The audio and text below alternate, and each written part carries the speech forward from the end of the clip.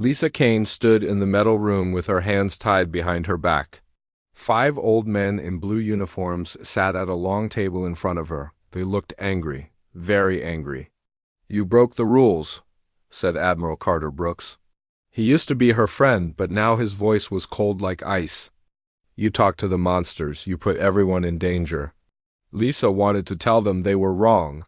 The creatures they called monsters were not monsters at all. They were smart. They could think, they could learn, but nobody wanted to listen to. The planet Kepler 442b was supposed to be humanity's new home. It was green and beautiful with clean air and water. Thousands of people came to live there. They built cities and farms.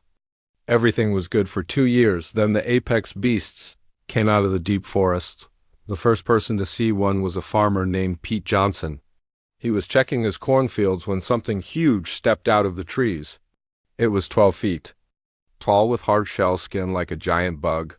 It had 6 eyes that glowed red in the dark. Pete ran home screaming. At first, people thought Pete was crazy. Then more people saw them. The creatures were everywhere in the forests.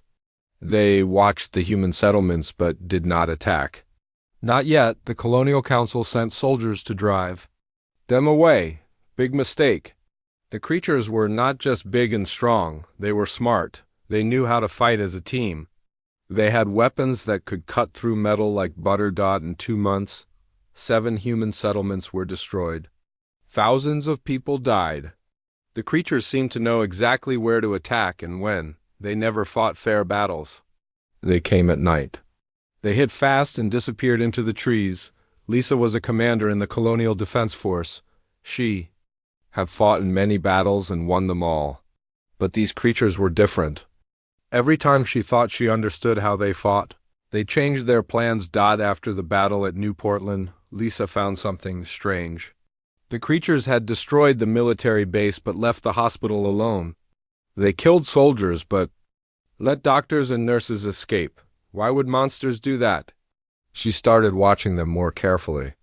She noticed they only attacked when humans came too close to certain areas of the forest. They never attacked children unless the children were with soldiers. They seemed to follow rules that humans did not understand. One day, Lisa was leading a patrol near the Whispering Woods. Her team was supposed to set up sensors to watch for creature movements. But when they got there, they found something incredible. The creatures had built something that looked like a city. Not with metal and concrete like humans used, but with living trees shaped into buildings. The trees grew in perfect patterns. Streets were made of soft grass that felt good to walk on. Water flowed through channels that seemed to grow from the ground itself. "My God," whispered Sergeant Kelly Barnes. "They're not just smart, they're artists." Lisa told her team to put down their weapons. She walked slowly toward the tree city. A huge creature stepped out to meet her. It was bigger than the others, with silver markings on its shell. Its 6 eyes watched her carefully. Lisa was scared, but she was also curious. She knelt down and picked up a stick. In the soft dirt, she drew simple shapes: a circle, a triangle, a square. Then she drew numbers. 1, 2, 3, 4, 5. The creature watched her draw. Then it did something that changed everything. It picked up its own stick and drew the same shapes. But then it drew more complex patterns. Mathematical equations that would make a college. Professor proud, they spent 3 hours drawing in the dirt. Lisa learned that the creature could understand human mathematics. The creature learned that Lisa was trying to communicate, not attack. When Lisa returned to base, she was excited. She had made first contact with an alien species. She had proven they could communicate. She thought everyone would be happy. She was wrong. "You did what?" Admiral Brooks shouted when she made her report. "You put down your weapons and talked to those things? Are you insane?" Lisa tried to explain what she had learned. The creatures were not monsters. They were intelligent beings with their own culture and technology. They were only attacking humans because they thought humans were invaders trying to destroy their world. "That's exactly what we are," said Colonel Frank Murphy. "We're here to colonize this planet. If those creatures don't like it, they can move somewhere else or die." Lisa felt sick. She had joined the Colonial Defense Force to protect people, not to commit genocide. Sir, we could share this planet with them. They have technology we could learn from. They could teach us how to live here without destroying the environment. The only thing I want to learn from those creatures is how to kill them more efficiently, Admiral Brooks said. And you're going to help us do it. You're going to use your new friendship to set up an ambush. Lisa stared at him. Sir, I won't do that. It would be murder. It would be war. And in war, sometimes good people have to make hard choices. Lisa thought about the creature that had drawn equations in the dirt. She thought about the beautiful tree city. She thought about the hospital that had been left untouched. No, sir, I won't do it. The trial lasted 3 days. The charges were clear: disobeying orders, making unauthorized contact with hostile aliens, and refusing to follow the Colonial Protection Act. Lisa tried to defend herself, but nobody wanted to hear her side of the story. The verdict was unanimous. Guilty on all charges. Admiral Brooks stood to read the sentence. His face was hard as stone. Lisa Kane, you are no longer a citizen of the Terran Colonial Empire. You are no longer a member of the Colonial Defense Force. You will be taken to the exclusion zone and left there to think about what you have done. Everyone knew what the exclusion zone was. It was the deep forest where the apex beasts lived. It was where they sent people to die. 2 guards grabbed Lisa's arms and led her away. As they walked, Admiral Brooks called out behind her, I hope your new friends are as friendly as you think they are. The transport ship was small and cold. Lisa sat in the back with her hands still tied. The pilot, a young man named Danny Walsh, kept looking back at her with sad eyes. I'm sorry about this, he said quietly. I know you were just trying to do the right thing. Lisa nodded but did not say anything. She was thinking about what would happen when they dropped her off. Would the creatures remember her? Would they kill her like they killed other humans? Or would they give her a chance to prove that not all humans were enemies? The ship landed in a small clearing deep in the forest. The guards gave Lisa a backpack with some food and water. They also gave her a small knife and a blanket. Not much to survive with, but more than some people got. Good luck, Danny said as she stepped out of the ship. I hope you make it. Lisa watched the ship disappear into the clouds. Then she was alone in the forest with creatures that most humans thought were monsters. She had no weapons except a small knife. She had no shelter except the trees. She had no plan except to walk deeper into their territory and hope they would remember her. The forest was quiet except for the sound of her footsteps on the soft ground. Birds sang in the trees above her. The air smelled clean and fresh. It was actually a beautiful place to die. Lisa Kane had been cast out to die, but she was not ready to give up yet. She had learned something important during her trial. The creatures were not the real monsters on this planet. She started walking toward the tree city, hoping that the creature with the silver markings would remember the human who had drawn circles in the dirt. The ceremony took place in the sacred grove. Lisa had never seen anything like it. Giant crystals grew from the ground like frozen lightning. They glowed with their own light and hummed with energy that made her skin tingle. 300 Vorthak surrounded the grove. They stood in perfect circles, one inside the other. Their deep voices created a harmony that made the very air vibrate. Lisa felt the sound in her bones. She stood in the center wearing a simple white robe. Her heart was beating fast, but she was not afraid. She had made her choice. Elder Scorveth approached carrying a crystal bowl filled with liquid that looked like melted stars. It glowed silver and blue and seemed to move on its own inside the bowl. This is the essence of the grove, Scorveth explained. It carries the life force of our world. It will change you from the inside out. You will become something new. Lisa took the bowl in her hands. It was warm and seemed to pulse like a heartbeat. Will it hurt? Change always hurts a little, Guardian said softly. But it will also make you stronger. Lisa looked around at all the Vorthak watching her. They had put their faith in her. They believed she could be the bridge between two species. She could not let them down. She drank the essence in one gulp. The liquid fire raced through her body. She felt her consciousness expanding like a balloon filling with air. Suddenly she could see things she had never seen before. The electromagnetic fields around every living thing. The energy flowing through the crystals. The connection between all life in the forest. Her senses became incredibly sharp. She could hear the heartbeat of a bird in a tree 50 feet away. She could smell the fear of a small animal hiding in the bush. She could feel the emotions of every Vorthok in the grove, but the most amazing change was in her mind. She could suddenly understand the Vorthok language perfectly. Not just the words, but the meanings behind the meanings. The layers of communication that went beyond simple speech. The transformation lasted for hours. Lisa felt her body changing. Too, she became stronger and faster. Her eyesight improved so much that she could see in the dark. Her hearing became so sensitive that she could detect sounds that human ears could not hear. When it was over, Lisa Kane was no longer completely human. She was something new. Something that had never existed before. The Vorthok had a new name for her. They called her Skorketh, which meant Bridge Guardian in their language. She was their first non-Vorthok leader. Their goddess who could bleed. For 3 weeks, Lisa lived in peace with the Vorthok. She learned their advanced technologies. She studied their ways of living in harmony with nature. She felt happier than she had ever felt in her life. Then the human ships arrived. Admiral Brooks had assembled the largest strike force in colonial history. 12 warships and 5,000 soldiers. He was coming to end the Vorthok threat once and for all. Lisa watched the ships land from the top of the tallest tree in the city. Her enhanced vision let her see the soldiers setting up their weapons. They had enough firepower to destroy the entire forest. They mean to kill us all, Guardian said sadly. Even the children. Lisa felt anger burning in her chest.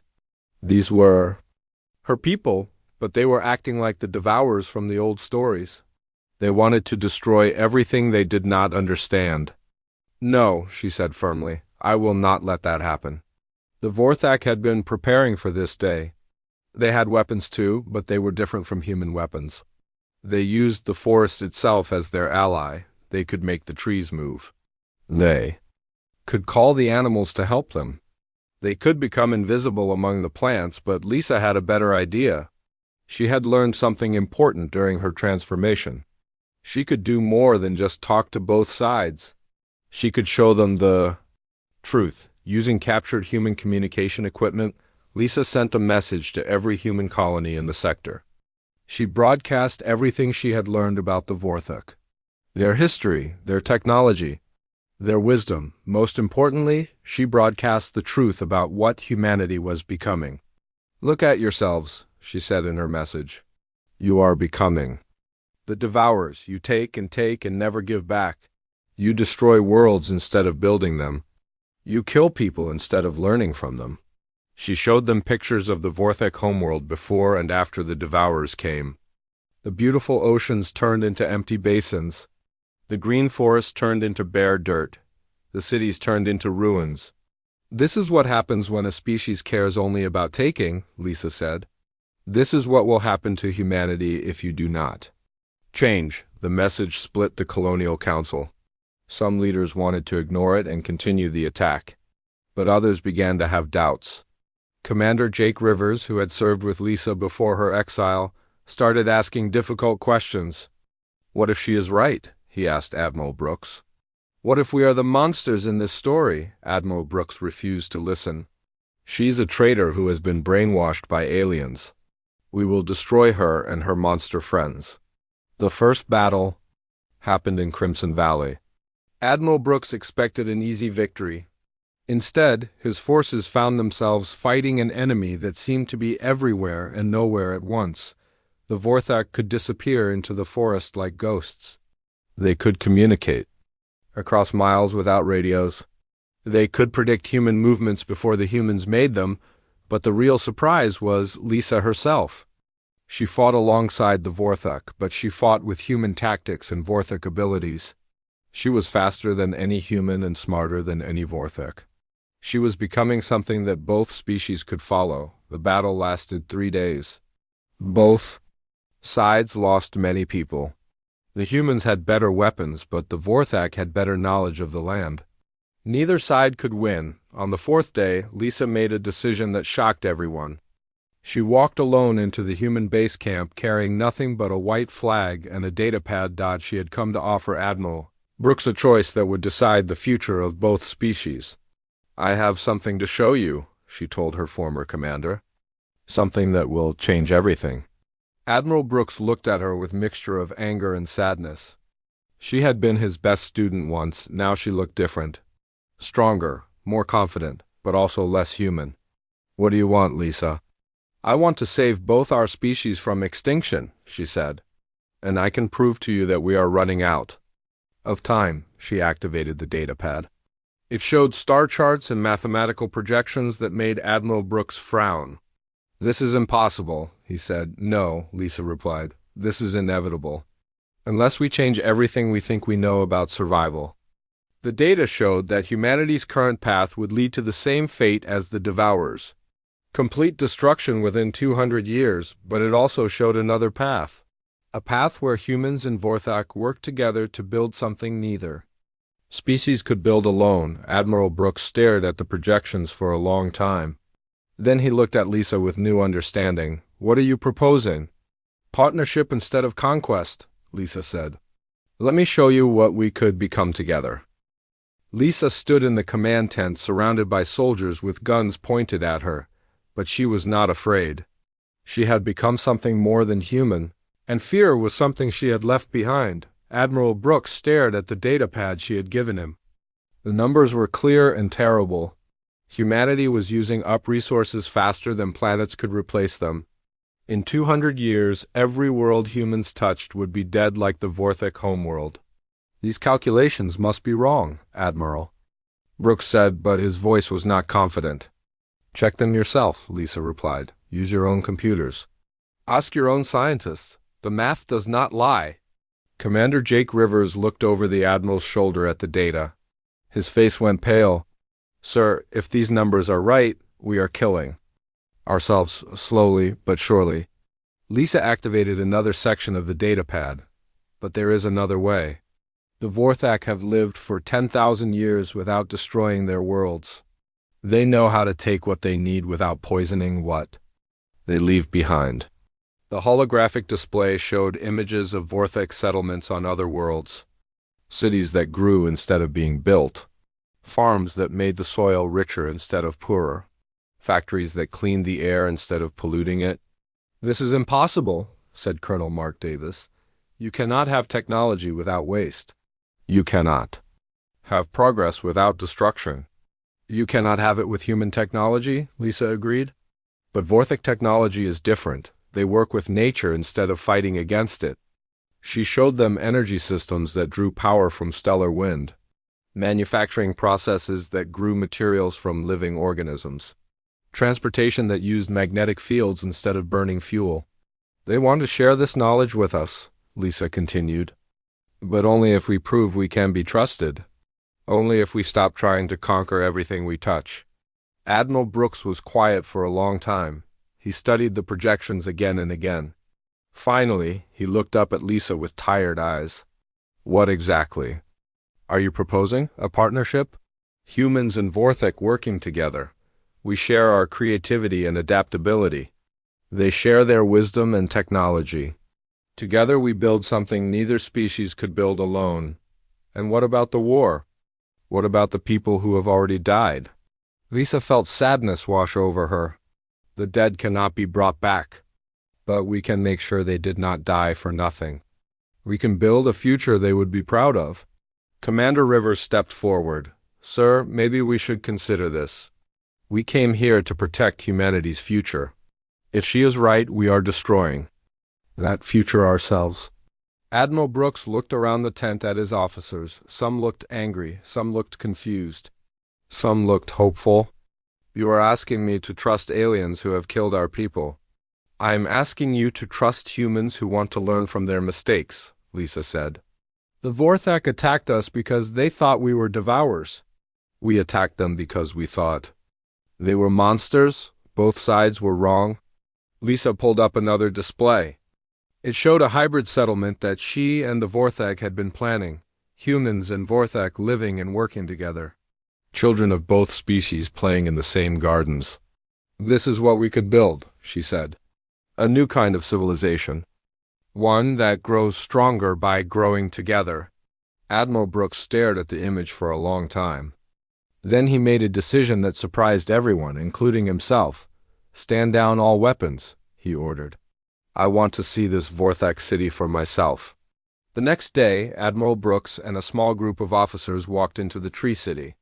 They were nervous and amazed at the same time. They had expected a primitive camp. Instead, they found technology that was centuries ahead of anything humans had built. Elder Scorveth greeted them personally. She spoke perfect English and answered all their questions with patience. She showed them how the living buildings worked. She explained how the Vorthak could grow food without depleting the soil. She demonstrated energy systems that produced no waste. "Your species has great potential," she told Admiral Brooks. "But you are young and impatient. You want everything right now. We can teach you how to want things that last forever." Guardian showed them weapons that could destroy human technology easily. But he also showed them how those same systems could be used to heal damaged ecosystems and restore dead worlds. "We do not want to fight you," Guardian said. "We want to help you become better than you are." After 3 days of talks, Admiral Brooks made his choice. He sent a message to the Colonial Council recommending a full alliance with the Vorthak. Half of the council was furious. They wanted to court-martial Admiral Brooks and continue the war. But the other half had been studying Lisa's broadcast. They had run their own calculations. They knew she was right about humanity's future. The vote was close. But the alliance won. 6 months later, the first joint human Vorthak settlement was established. Lisa served as the first ambassador between the species. She was no longer fully human, but she was not fully Vorthak either. She was something new. The hybrid settlement became a model for a new way of living. Humans brought their curiosity and drive to innovate.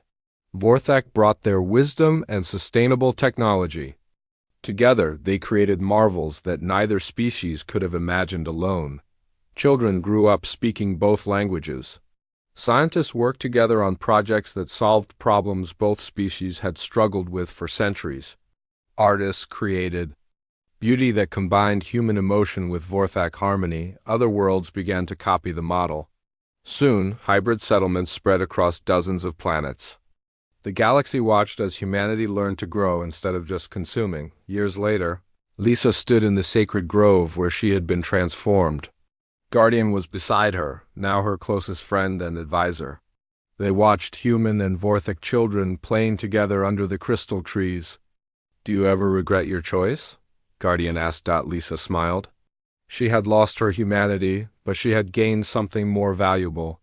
She had found a way for 2 species to survive among the stars. "Never," she said. "They cast me out to die. But you made me into something that could save us all." The apex beasts had made her their goddess, but in the end, she had made them all something greater than they had been alone. Something that could last forever among the infinite stars. Humanity had learned the most important lesson in the universe. Sometimes the greatest strength is knowing when to stop fighting and start growing together. The future belonged to all of them now. Lisa had been walking for 3 days. Her feet hurt and her water was almost gone. The forest was bigger than she thought. Every tree looked the same. Every path led to more trees. She was lost. The food in her backpack was not very good. Hard. Biscuits that tasted like cardboard. Dried meat that was too salty. She tried to find berries and nuts, but she was afraid to eat the wrong thing and get sick. On the 3rd night, she made a small fire and tried to sleep, but every sound made her jump. She heard things moving in the darkness, big things. She knew they were watching her. The next morning, she found huge footprints in the mud near a stream. They were fresh. The creature that made them had been there while she was sleeping. It could have killed her easily, but it did not. "Why?" Lisa followed. The footprints. They led her through thick bush and over fallen logs. Her clothes got torn. Her hands got scratched. But she kept following the trail, then she saw it. The creature stood in a clearing about 50 feet away. It was the same one from before, with silver markings on its shell. It was even bigger than she remembered, 12 feet tall and covered in hard armor that looked like black metal. Lisa stopped walking. Her heart was beating so fast she could hear it in her ears. The creature had 6 eyes, and all of them were looking at her. For a long moment, neither of them moved. Lisa was afraid to run. She was afraid to stay. She was afraid to breathe too loud. Then the creature did something strange. It sat down on the ground. All 12 feet of it folded up like a giant sitting in a chair. It looked less scary when it was sitting. Lisa remembered what she had done before. She found a stick and knelt down in the dirt. She drew a circle. Then she drew the numbers 1, 2, 3, 4, 5. The creature watched her draw. Then it picked up its own stick. It drew the same circle and numbers, but then it drew something new. More circles connected by lines. It looked like a map. Lisa studied the drawing. The creature was showing her something. One circle was bigger than the others. Lines connected it to smaller circles. It looked like a city with roads leading to other places. The creature pointed at the big circle. Then it pointed deeper into the forest. It was showing her where to go. Lisa stood up slowly. She pointed at herself and then at the direction the creature had shown her. The creature nodded. At least she thought it was nodding. Its whole body moved up and down. The creature stood up too. It was scary being so close to something so big, but it did not try to hurt her. Instead, it started walking in the direction it had pointed. It walked slowly so she could keep up. They walked for 2 hours. The creature never got tired. Its big feet made no sound on the forest floor. Lisa was amazed at how quietly something so large could move. Finally, they reached the tree city Lisa had seen before. But now she was inside it instead of looking at it from far away. It was even more beautiful up close. The trees were not just shaped into buildings, they were alive. Their branches grew in perfect patterns. Their leaves made walls and roofs. Flowers bloomed in gardens that seemed to grow by themselves. Other creatures came out to see her. They were all different sizes and colors. Some had blue markings, some had red. Some had no markings at all. They all watched her with their 6 eyes. Lisa was scared again. There were so many of them. But they did not act angry or dangerous. They seemed curious, like children seeing something new. The creature with silver markings made clicking sounds. The other creatures clicked back. They were talking to each other, but Lisa could not understand what they were saying. Then something amazing happened. The creature with silver markings began to draw in the dirt again. But this time it drew much more complex pictures. Mathematical equations that Lisa recognized from her engineering classes. Physics formulas that described how energy moved through space. Lisa stared at the drawings. These creatures understood advanced mathematics. They knew things about physics that human scientists were still trying to figure out. She picked up her own stick and tried to draw some human mathematical symbols. The creature studied them carefully. Then it drew the same symbols but added more to them. It was correcting her math and making it better. Over the next few hours, Lisa learned incredible things. The creatures called themselves the Vorthak. They had been living on this planet for thousands of years. They were not just smart. They were brilliant. They showed her how they grew their buildings instead of building them. They showed her how they made tools from living plants. They showed her how they could make water flow uphill using something they called harmony with nature. Lisa realized that humans had been looking at this planet all wrong. They thought it was empty land waiting to be taken. But it was already home to a civilization that was much older and wiser than humanity. The Vorthak were not monsters. They were the guardians of this world. They had been protecting it for longer than humans had existed. As the sun started to set, the creature with silver markings drew one more picture. It showed a human figure and a Vorthak figure standing together. Between them was a symbol that looked like a bridge. Lisa understood. The creature was asking her to be a bridge between the two species.